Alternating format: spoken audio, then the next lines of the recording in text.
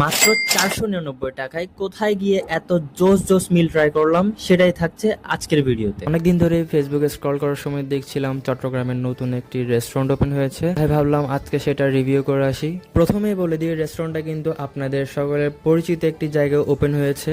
So আর না পেঁচিয়ে বলেই দিই, রেস্টুরেন্টের এক্সাক্ট লোকেশন হচ্ছে 2 নং গেট চিলক্সের বিল্ডিং এর 5th ফ্লোরে। তো ফাইনালি আমরা চলে আসছি লোন স্টার স্টেক হাউসে, যেখানে এখন 499 টাকায় কিছু জোস জোস মিল দেওয়া হচ্ছে। এটি মূলত স্টেকের জন্য ফেমাস বেশি। প্রথমে রেস্টুরেন্টে প্রবেশ করে তাদের ইন্টেরিয়র থেকে শুরু করে তারা তাদের অ্যাস্থেটিকটা কিন্তু খুব ভালোভাবেই মেনটেন করেছে। রেস্টুরেন্টে ঢুকেই আর বেশি দেরি করিনি। 499 টাকায় তাদের এখানে মোটামুটি বেশ কয়েকটি মিল ছিল। সো তার মধ্যে 2টি মিল আমি অর্ডার করে দিই। সত্যি বলতে কিন্তু তাদের সার্ভিস আমার একদমই ভালো লাগেনি, কারণ তাদের খাবার আসতে অনেক বেশি লেট হয়েছে, অলমোস্ট 30 মিনিটস টু 40 মিনিটস মতো। সো বুঝতে পারছেন, অনেক বেশি বোর হয়ে গিয়েছিলাম।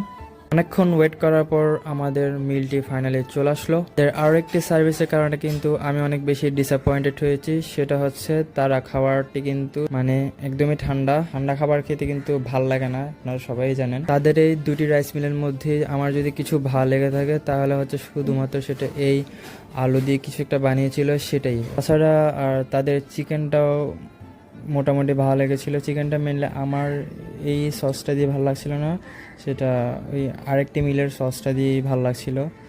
তো বুঝতেছি না কোন সস কোথায় দিয়েছে ওরা। এখন আপনাদেরকে একটু মিলের ব্যাপারে বলি। এখানে আমার মিলটাতে একটি চিকেন স্টেক ছিল অ্যান্ড তার উপরে কিছু সাদা কালার সস দেওয়া হয়েছিল।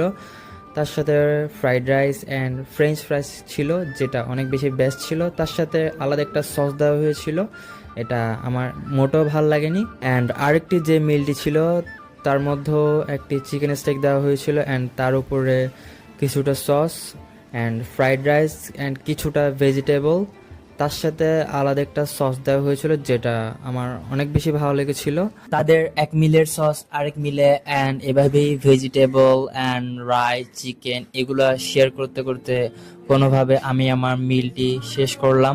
মিলটি এতটাই টেস্টি ছিল যে আমার পেটুক ফ্রেন্ডও এই মিলটি শেষ করতে পারলো না, যে কিনা একবার খাওয়ার খেলে আর প্লেটটাও ধোয়া লাগে না। সব মিলিয়ে আজকে আমার অনুভূতিটা আপনারা নিজেরাই দেখতে পারছেন।